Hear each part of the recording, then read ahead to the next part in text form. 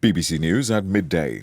The Levelling Up Secretary, Michael Gove, has described a video showing Conservative Party workers drinking and dancing at a Christmas celebration while COVID restrictions were in place as terrible. The footage of staff involved in the London mayoral campaign is believed to have been filmed in December 2020 and was published on the Mirror's website. The Conservatives say disciplinary action has already been taken against 4 people.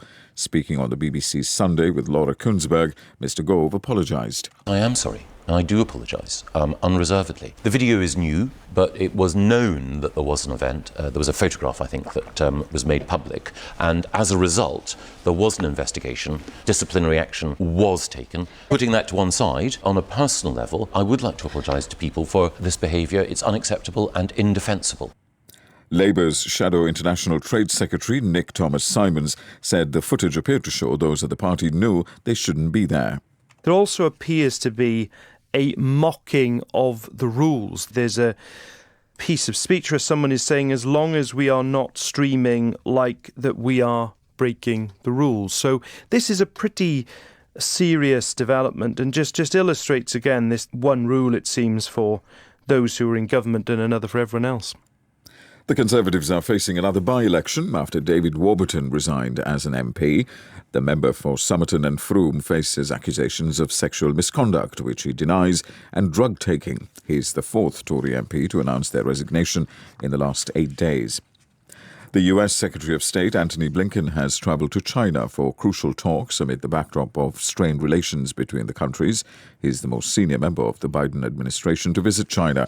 The country's recent trade disputes and the war in Ukraine are expected to be discussed. The Levelling Up Secretary, Michael Gove, has said the government is looking at everything it can do to help homeowners struggling with rising mortgage costs, but has warned that money for support can't be magicked out of thin air. The Bank of England is widely expected to raise rates again on Thursday, which could be the 13th consecutive increase. The former Deputy Governor of the bank and Chair of NatWest, Sir Howard Davis, told Broadcasting House here on Radio 4 there was an argument that the bank should wait a bit to let previous increases filter through, but he said he believed rates would still need to go up a bit more to offset domestic inflation. The interest rates will not do much for the oil price or the sugar price, but they will prevent these increases from feeding through into higher wages and higher domestically generated inflation. So personally, I think they still have a bit more to do. A 72-hour truce between Sudan's warring military factions has come into effect. Previous ceasefires have been repeatedly breached, and it's currently unclear whether the latest agreement is being observed.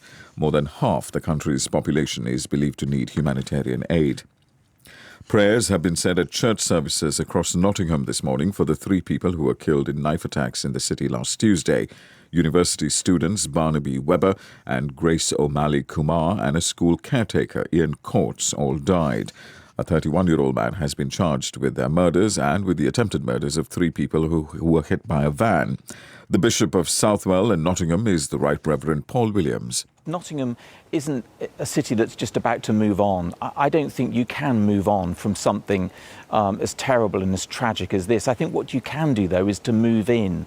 People have been moving in towards one another, supporting one another, and I think that's what will continue to happen.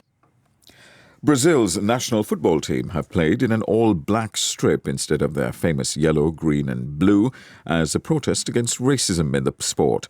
They beat Guinea 4-1 in a friendly in Barcelona. One of the goals was scored by Vinicius Junior, who's recently faced racist abuse from opposition fans while playing for Real Madrid. BBC News.